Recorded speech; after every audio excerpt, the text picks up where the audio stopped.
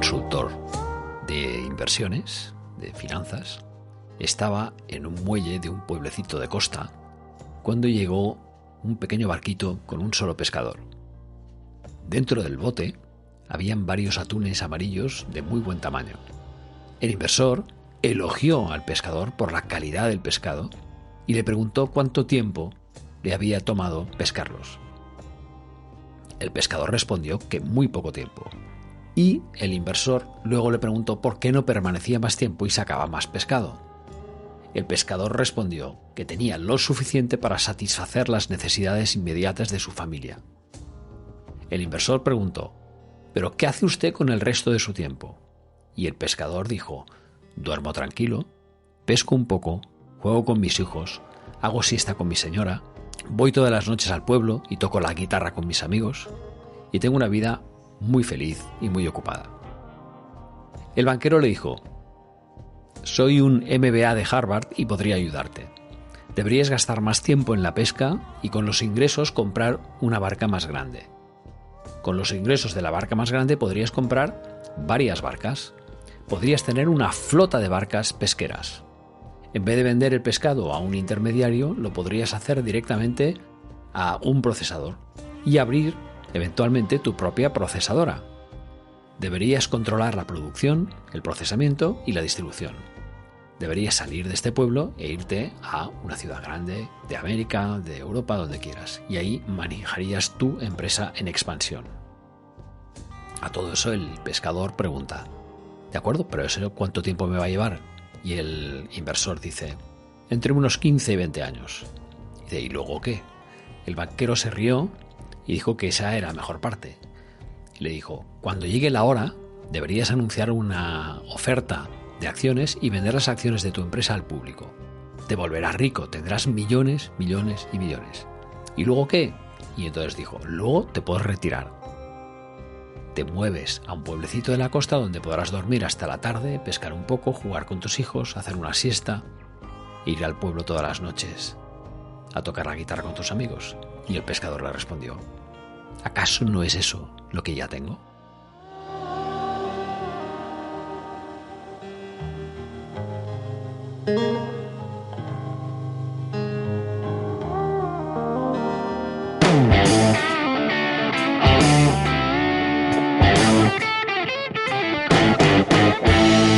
Hola, soy Guillem Recolons y te doy la bienvenida a Todo Deja Marca, tu podcast de marca personal.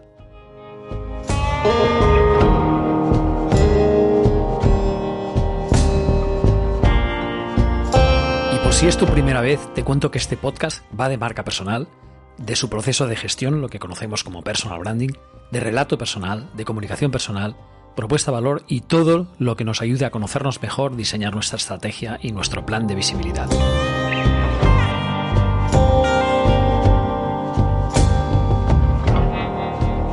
A pesar de que llevamos ya 21 años de siglo XXI, todavía hay muchas resistencias al cambio por parte de personas y entidades muy poderosas.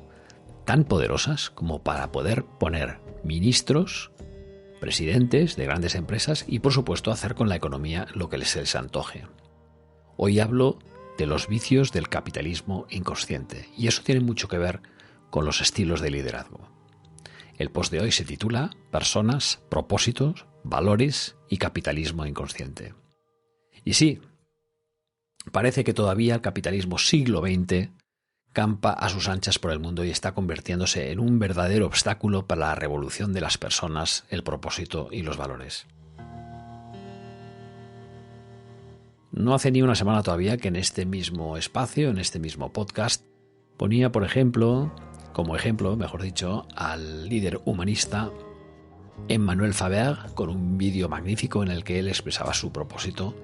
Y me gustó porque Faber, como CEO de Danone, como presidente, fue capaz de convencer a su consejo para incorporar ese propósito, la justicia social, la sostenibilidad, con todas sus consecuencias en la organización. ¿Cuál fue mi sorpresa cuando este periplo, que ha durado 10 años, terminó hace pocos meses? Me lo contó mi amigo Carlas Lombarte. Y que Faber, por tanto, ya no es el expresidente de la compañía. Todo parecía demasiado bonito, ¿no? Y ante eso me hago una pregunta que es: ¿Es la sostenibilidad del planeta incompatible con el capitalismo? No sé.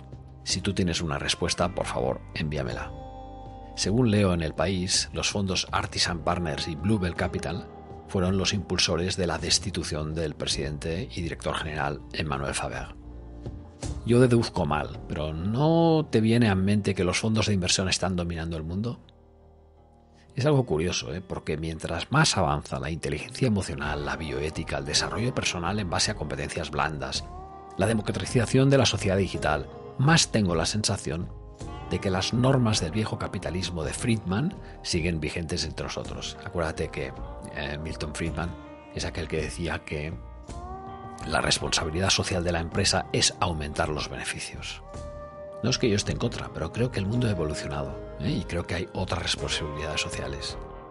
Yo creo que las ideas de Peter Drucker y las del propio Emmanuel Faber chocan con una moral basada en el enriquecimiento de pocos a costa del empobrecimiento de muchos. Y eso me hace pensar que la sostenibilidad quizá no sea compatible con el actual modelo económico imperante, ese que, si me permites, lo llamaríamos capitalismo inconsciente o capitalismo depredador. Cierto, el cortoplacismo no ayuda. Los fondos de inversión, que dominan el mundo, de eso no hay ninguna duda, ahora os explicaré por qué, se mueven mucho en el corto plazo. Mirad, solo los 10 primeros fondos, los fondos más tradicionales, que son, el primero es BlackRock, Vanguard, después le sigue Fidelity Investments, después State Street Global Advisor, JP Morgan AM, Capital Group, etc. Pero solo son cifras espeluznantes. Por ejemplo, BlackRock mueve 6,7 billones de euros y son billones europeos, o sea, millones de millones, no son miles de millones como el billón americano. Vanguard mueve 5,6 billones de euros. O sea, son cifras para mí absolutamente espeluznantes. Pensemos que solamente BlackRock y Vanguard AM suman una cifra conjunta superior al Producto Interior Bruto de la zona euro. Y que los 4 primeros superarían incluso el Producto Interior Bruto de los Estados Unidos de América. Desde luego, también hay fondos éticos y solidarios. He estado buscando y hay una buena lista de fondos éticos. Incluso los fondos, vamos a llamar depredadores, tienen también carteras de fondos éticos, lo cual no deja de ser una contradicción. Pero existen otros que son independientes. Pero fijaros, el mayor fondo independiente en este campo, que es el Robeco Sam Waterby, apenas tiene una cifra de negocio de 8.000 millones de euros. Comparada con los billones que estábamos hablando antes, pues imaginaos, ¿no? Una de las particularidades de los fondos tradicionales es que buscan el beneficio a corto, porque ellos necesitan ganar cada año más dinero para sus inversores. Y es posible que mientras estás leyendo esto, no seas del todo consciente que a lo mejor has hecho una inversión en tu banco, que quizá no controlas del todo, que está moviendo fondos de este capitalismo inconsciente o depredador. Ahí llego a una conclusión también, que es que el mundo realmente necesita más liderazgo humanista, porque no todo vale. Yo creo que las viejas fórmulas del siglo XX ya tienen que dar paso a otras fórmulas, ¿no? Emmanuel Faber provenía de un banco de inversiones, si no recuerdo era el Shanghai, cuando Danone le contrató. Y le contrataron porque acumulaba gestión financiera, pero también propósito, trasladado como esa sostenibilidad y la justicia social.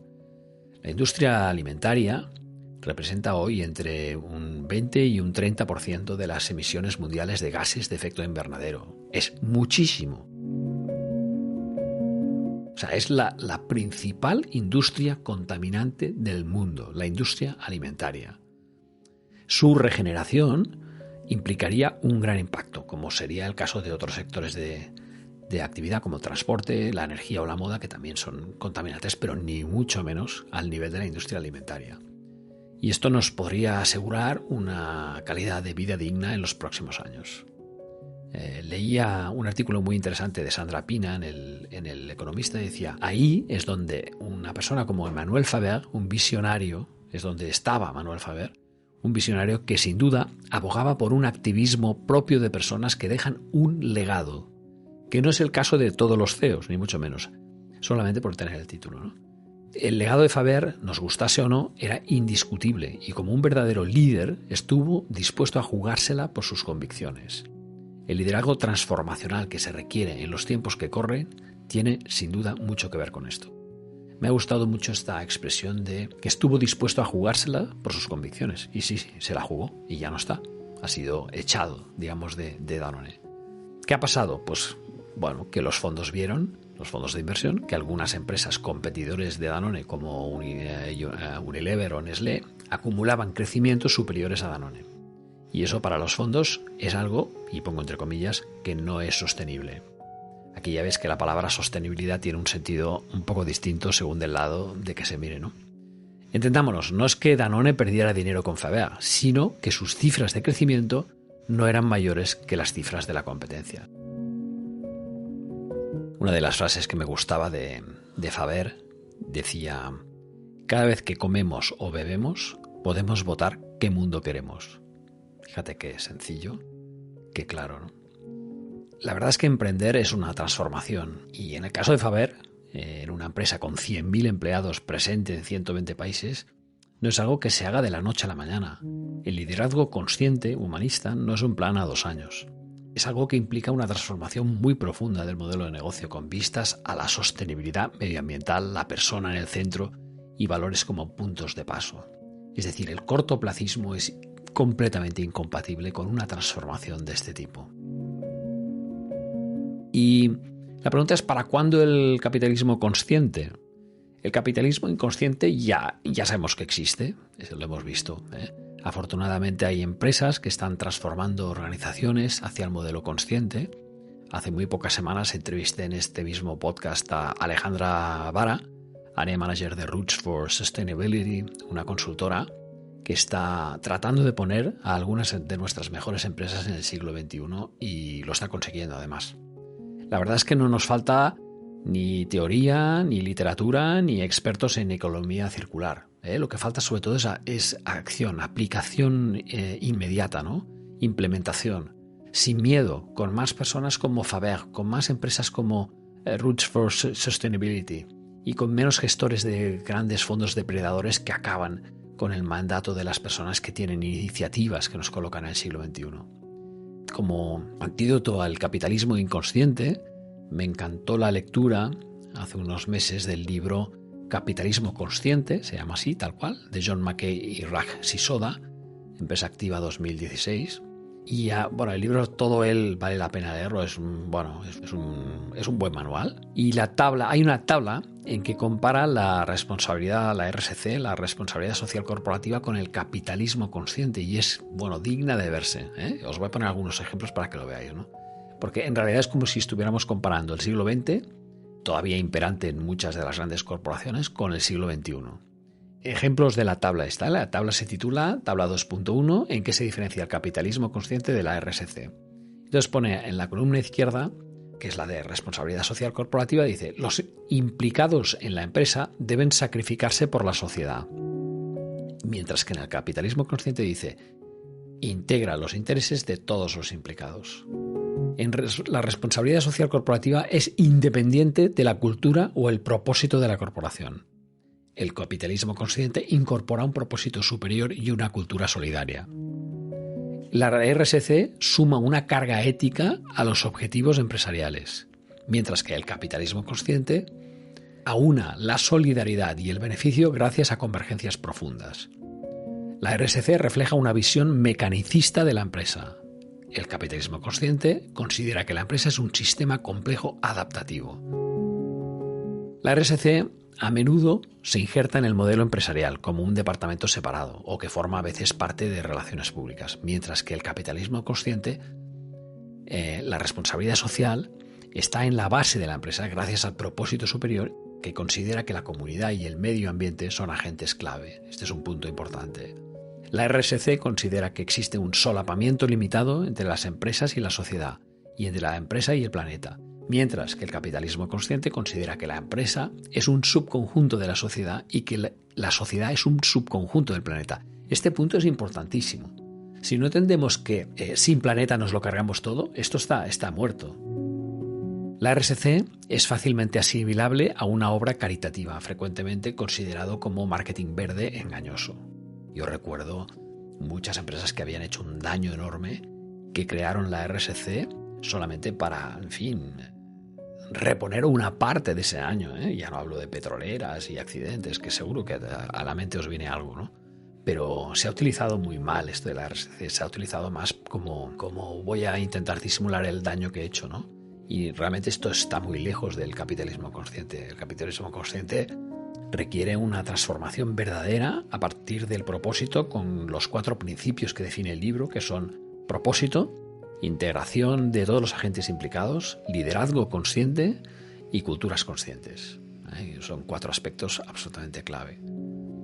La RSC da por descontado, por ejemplo, que todas las buenas acciones son deseables, mientras que el capitalismo consciente requiere que las buenas acciones contribuyan al propósito de la empresa y a la creación de valor para el sistema en conjunto. En la RSC las implicaciones para el rendimiento empresarial no están claras, mientras que en el capitalismo consciente mejora significativamente el rendimiento, tanto económico como en otros aspectos de empresas tradicionales. Y finalmente en RSC, la RSC sería compatible con un liderazgo tradicional, mientras que el capitalismo consciente, como su nombre indica, requiere un liderazgo consciente. Yo diría que si al liderazgo consciente que nos propone este libro le integramos el liderazgo humanista de Peter Drucker, tendríamos, y de Manuel Faber, tendríamos el ideal de la empresa del futuro.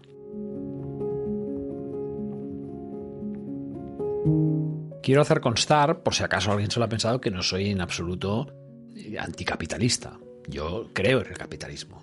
Sencillamente creo que al capitalismo que conocimos en el siglo XX le quedan pocos días.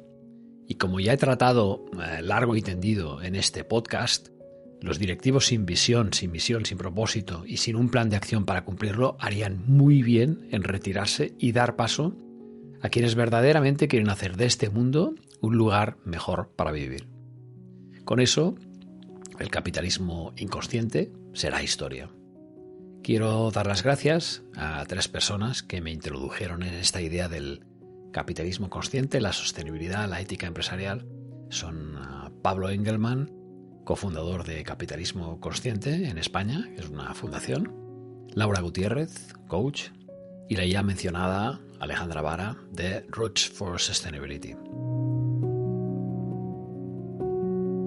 Bueno, espero que os haya gustado este capítulo dedicado a algo un poco inusual dentro de la marca persona, pero yo creo que habla mucho sobre todo de la marca de nuestros líderes, ¿no? Y si debemos dejar que el mundo siga así, ¿no? Mandado solamente por fondos de inversión que vayan poniendo presidentes y quitando a su antojo, o debemos conseguir que nuestras empresas puedan imponer un liderazgo mucho más transversal, mucho más humanista y sobre todo muchísimo más consciente.